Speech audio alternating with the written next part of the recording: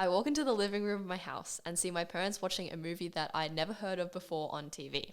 This is a time where I don't yet swear in every second sentence, and so you can imagine my surprise and absolute horror when the character on screen slowly rolls up his middle finger. That was my very first experience watching any Marvel movie, and it was essentially Peter Quill telling me to fuck off. It would be another few years before I fully watched through any Marvel movie. If I'm being honest, I can't remember which it was, and it might very well have been Guardians of the Galaxy. But what I do remember, the first Marvel movie I ever watched in cinema was Guardians of the Galaxy Volume 2. And I thought it was absolutely incredible, though, and I remember this part very clearly, not as good as the first, because that was the question that everyone discussed after we finished watching. But it is what, I think, started me down the very, very deep and never-ending rabbit hole of the MCU, and what me got into the cinema a year later to see Infinity War. So I think it's safe to say that these movies are very special to me. They were what got me into Marvel in the first place. It's the night before I see the movie, and despite having to wake up at 5 a.m. tomorrow, I decided to rewatch volumes 1 and 2. I do not regret it. I downloaded it on my phone and had been rewatching it all day during school when I could because I'd stupidly decided not to start rewatching earlier and only just then decided to actually do it. But I am very glad that I did.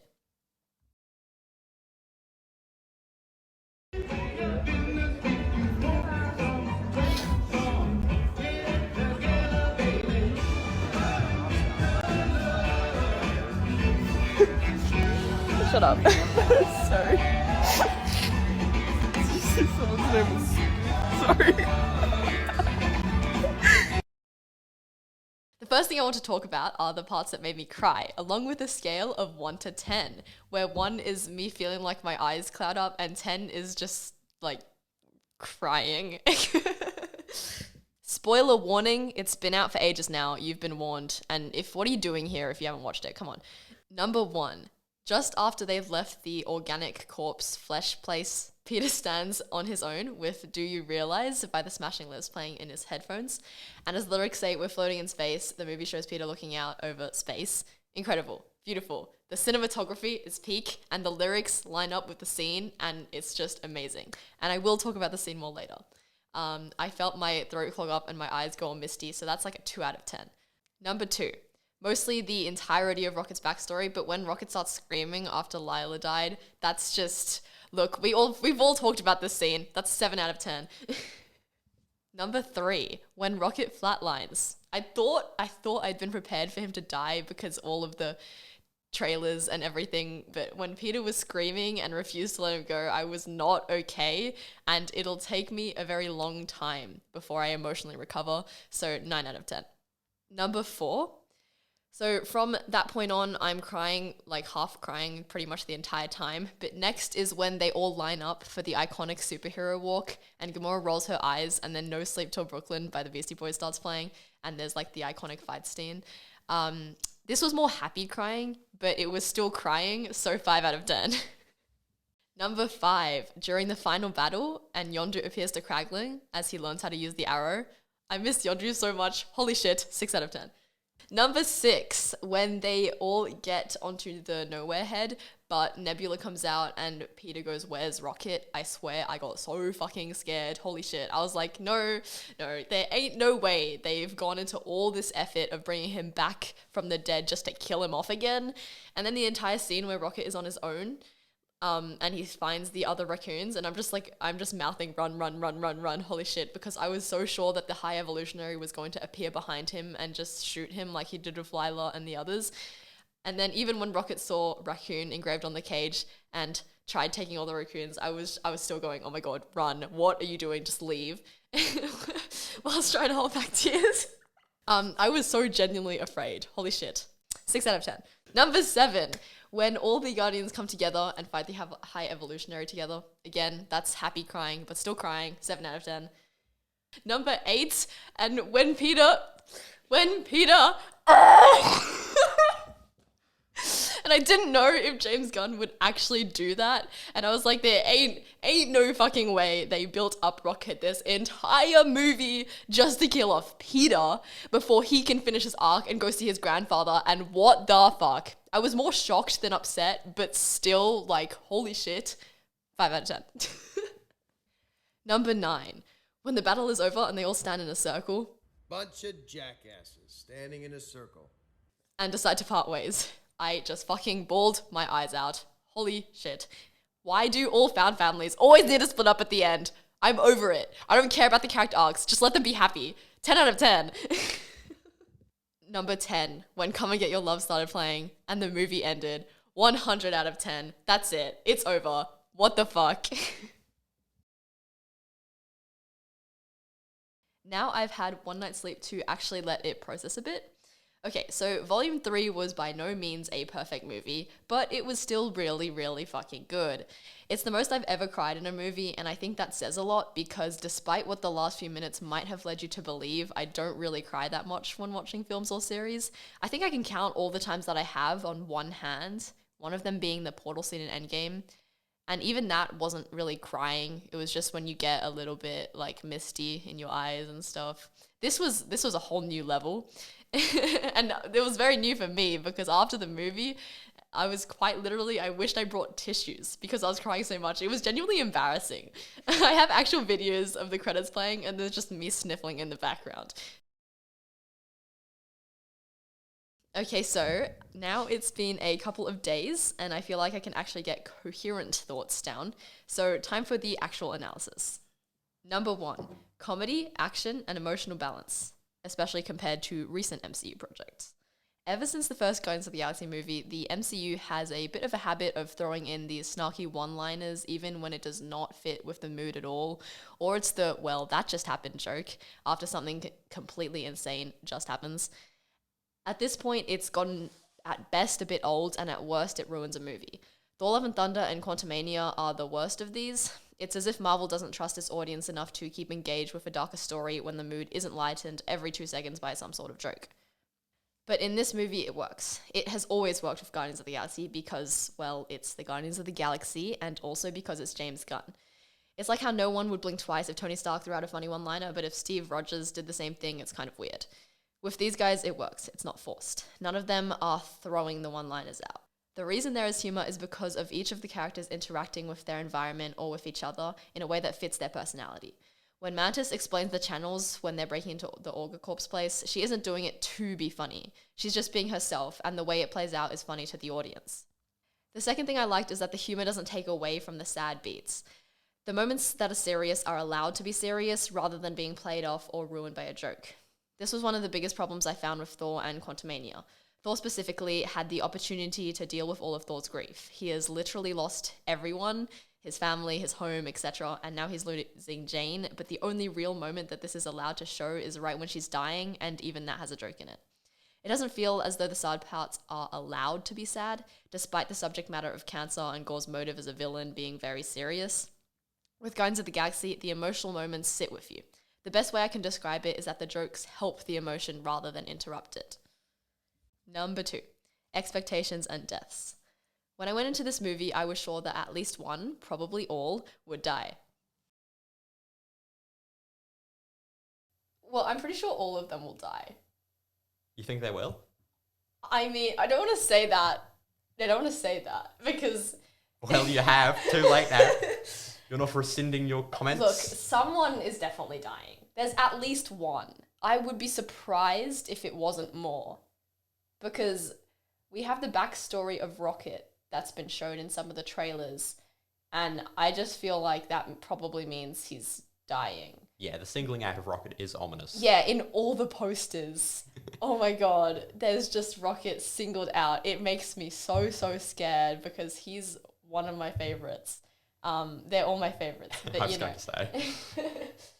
And I thought I'd accepted it somewhat. But let me tell you, during the movie and the many instances where it was possible they would die, I was legitimately ready to murder James Gunn. Specifically in regards to Rocket. All the posters and everything were centered around him. I was almost certain he would die at the end, even if I didn't know what it would look like or how it would help his character arc. And all the comments under Marvel's posts during the promo were all saying the same thing. Bye Rocket, or yeah, he's definitely dying. After seeing it all, I sort of tried to stop reading the comments and everything, but it's sort of hard to forget that. It was pretty obvious. Everyone had sort of thought that he would die. But he doesn't, and neither does anyone else. It's the biggest and best expectation subversion because James Gunn is basically proving that 1, you don't need a death to make an emotionally devastating movie, and 2, you don't need a death to mark the end of a trilogy or the end of a journey for a character. Recently with Marvel, expectations are a good way of ruining a movie. You expect cameos and you get upset when it doesn't happen and doesn't live up to the hype. But in this case, the expectations didn't affect the movie in a bad way. I'd say it even made it better for me because I'd prepared myself for the worst, and throughout the whole movie I was still rooting for them anyway, and then it's the happiest part when they all make it, as if the odds were stacked so high against them with the High Evolutionary and the fact it's their last movie, but somehow they all survive. I think the most important part of all of this though is that it doesn't matter whether you had expectations or not. You can watch it with all the promo like I did, or knowing absolutely nothing at all, and you still get the raw emotion of this movie. That's something that's always been very special to Guardians of the Galaxy. It's a very standalone story, focusing not on the greater MCU or setting up some next project, but on telling its own story about its own characters. Number 3, character arcs. The most impressive part of this movie to me is that even though they had a large ensemble, every single main character had an arc that was finished. And even better, those arcs were set up and then paid off, both within this movie on its own and the entire trilogy. Peter Quill has been running from Earth all his life since he was taken as a kid because of the grief of losing his mother, and at the end, he returns. Rocket has been running from his past as well with the High Evolutionary and has been hiding his pain through sarcasm, and he pushes people away with jokes and insults so he won't lose them like he did with Teef, Slyla, and Floor. And at the end, he is... I'm done running. And becomes a leader where he needs to let people in. Drax comes to terms with the loss of his family by becoming a father and leading nowhere. Nebula atones for her time with Thanos by making sure no one ever has to go through what she did, and has gone from a cold villain that she was in the first movie to part of the family.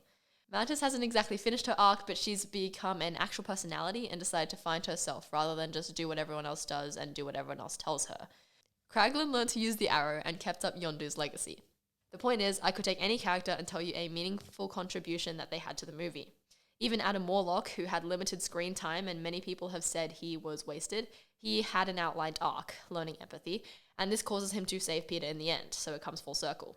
This is something that has been severely lacking in the MCU lately. It feels as though they've been focused on the plot more than the character, when in the past, the best part of the movie has always been the character. People don't come to the cinema to see how smart and intricate the plot is, even though that helps, but for the character they know and love. So when they actually focus on telling a story about those characters, like in this movie, it pays off. Number 4, found family. Found family is, by far, the best trope. It's not at all surprising that this movie and Guardians of the Galaxy in general has had such a big impact on me and why it's probably my favorite trilogy. I don't know if it beats Captain America out yet. Just don't make me choose yet. I can't. Or ever, actually. There's something so special about a bunch of people who are completely alone coming together and finding a family with others like them who are lost too. It's telling us that family is not blood and that the people you choose to surround yourself with is what matters. This is a message James Gunn has been telling from the very first movie, with, I have lived most my life surrounded by my enemies. I will be grateful to die among my friends. And then reinforced it with, He may have been your father, boy, but he wasn't your daddy. So if the first movie was them coming together as a group, and the second was them realizing they're a family and learning how to be one, with Peter and Ego and Gamora and Nebula and Rocket and Yondu, then the third is the most heartbreaking, learning to say goodbye. Found families are the best trope, but they have the worst curse. At the end, they always go separate ways. That moment when they're in the circle saying goodbye was Agents of S.H.I.E.L.D. all over again, or How to Train Your Dragon 3. It always happens because found families are about learning you belong with a group and knowing they will always support you, but in the end, also realizing that you are the only person who can find yourself. Which leaves them all going on their own separate journeys, one which works with each character, and accepting that while they will always be there for each other, that might not necessarily mean by staying together. And even though it makes sense, it's so fucking sad. And I was crying. Fifth and finally, the soundtrack. The soundtrack is an absolute banger. That's all I'm gonna say. The whole trilogy has the best playlist. I love it. It fits. It's perfect. Now time for some small critics. Number 1, Adam Warlock. I actually really liked him, which surprised me quite a bit because I had absolutely no interest in him going in. A lot of people are saying that he was wasted, but I don't really think so. I see this more as a setup for him in the future where he can go on and do things in the greater MCU that might make people happier. However, I will admit there was potential for a nice thematic plot point of how the High Evolutionary was trying to create a perfect life form, and Adam was as close as he came to that, but even Adam began to feel empathy. It could have been a nice point about how it's inherent to be kind to others and think about your actions on other people. But otherwise, I don't see it as big of a problem as some other people have been saying, especially since this is first and foremost a Guardians of the Galaxy movie, and they already had so much to do, so they shouldn't take up any of the runtime on Adam. He was perfectly set up in this movie and will have his time to shine in later projects. This movie isn't about him. I wasn't even a critic, but you know what I mean. Number 2, the first half hour or so. I wouldn't say that the first half hour was bad, far from it, but it felt a little bit disjointed. The fight at the start was very jarring, but I do sort of think that's the point. The whole Orgo corpse place and that act was very disconnected from the rest of the movie. I just don't think the time pressure was there during the mission, even though Rocket had literal days to live. It didn't feel as though they were really hurrying up. However, it did set up a lot of the acts, and from that point on, like once it starts, it really starts, and from then it's just amazing. Number 3, Peter's death. Okay, so I am not a fan of fake deaths, and this isn't really one, I guess, but I'm still a bit annoyed by it, and by a bit, I mean a lot. The fact that Peter's face blew up and distorted made me feel conflicted in a bad way. I was pretty sure he wasn't going to die just because there had been all this setup for him to go back to Earth, but I was still worried. And then his face blew out, and I was a bit like, are you serious? I just don't see what the benefit was of doing that. It hasn't happened before in an MCU movie, and it hasn't happened to Peter in literally the same situation in the first movie when he goes out to save Gamora. Sure, this is a little bit more real-world accurate, but I think it's more important to keep to pre-established world building than to suddenly resort to real physics. Which, by the way, would be for him to instantly explode, so I think it ruined the moment for no reason, and this is one of the few, if the only, time that the humor of this movie ruined an impactful moment. It made it so that I couldn't truly buy into his death, because no way would they kill him off like that. Sure, I was a little bit like, what if they do? But I guess the best way to put it is that it took me out of the movie. It was not the way to treat his potential death. And if he had actually died, I would have been furious that they killed him off like that. So even if he didn't, it still wasn't a good way to treat him. Number 4, the fact that they didn't let this be the end of their story. I really don't think they should bring Peter or any of them back. And it would have been way more impactful if instead of Star-Lord will return, they had the Guardians of the Galaxy will not return. Like, literal chills, that would have been amazing. But maybe I'm just worried about someone else writing Peter's next story that isn't James Gunn and then ruining the perfect ending that we've gotten. I can't really say anything else about this at this point, we just have to see what happens, and I really, really hope that they don't ruin it. I want to finish off this video by talking about my absolute favourite scene of the film. Peter stands looking out into space while listening to this song. Drax comes over to tell him what Mantis told him to say, and so Peter takes out his headphones and the music fades out. But I know this song, and so I know what the rest of the lyrics will say.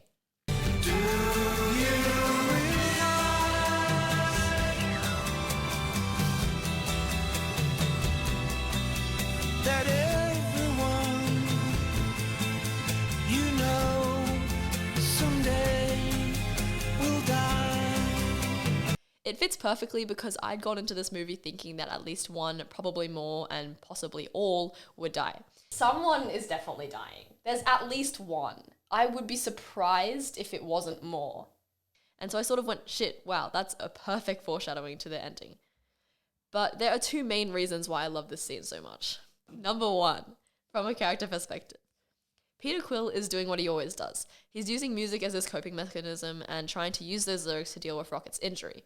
Peter's always used music like this, whether it be as a coping mechanism or a way to have fun. Ever since the first movie, from where he was listening to music as his mum died, to this scene where another member of his family lies dying on a bed, and even though he's older now and he can probably save him, he is right in this moment just as helpless as when he was a kid, and has resorted to the same way to cope.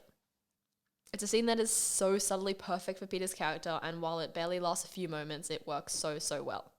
Number 2, from a personal perspective. The moments in Guardians of the Galaxy movies where the needle drops and the music starts playing, they're always the best. Whether it's the start of an action scene and the chain starts playing, or the finale of a bittersweet moment and father and son starts playing, it's always beautiful. But this one specifically means a lot more to me. And not to get too personal, which I say right before getting very personal, but I relate so incredibly well to this moment. And I'm sure a lot of other people do too. But whenever I'm stressed or sad or going through a bit of a rough patch, I listen to music and use it to keep me centered. I do what Peter is doing right in that moment.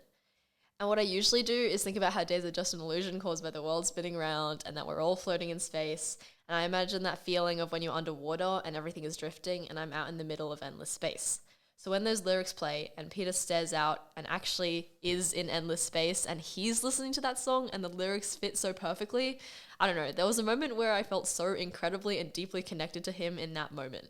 It's impossible to really explain, but I think everyone has probably experienced the same thing at some point with one character or one scene in a book, a show, a movie, whatever, and you're like, this right here, that's me. It was so perfect and I teared up.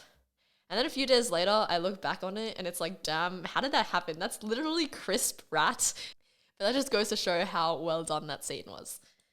And then of course Drax comes over and the following dialogue is absolutely hilarious and I'm just there trying to gather myself while laughing and it was just an incredible few moments. Special mention to the final action scene with No Sleep Till Brooklyn playing, which was the runners-up for my favourite scene and was also the favourite scene of the person that I saw the movie with. That's why Guardians of the Galaxy is great. It's a much needed win for the MCU in general, but I don't want to make this all about the wider MCU. This was just exactly the finale that the Guardians and their characters needed, with all the emotion and humour and James Gunn-ness that is what makes them them. As saddened as I am that their story is over, I really am happy with what we've got, which is why Guardians of the Galaxy 3 is the perfect ending for a perfect trilogy. And future Marvel, please don't ruin that. Let them have this ending in peace. You know, that was a very interesting point, actually.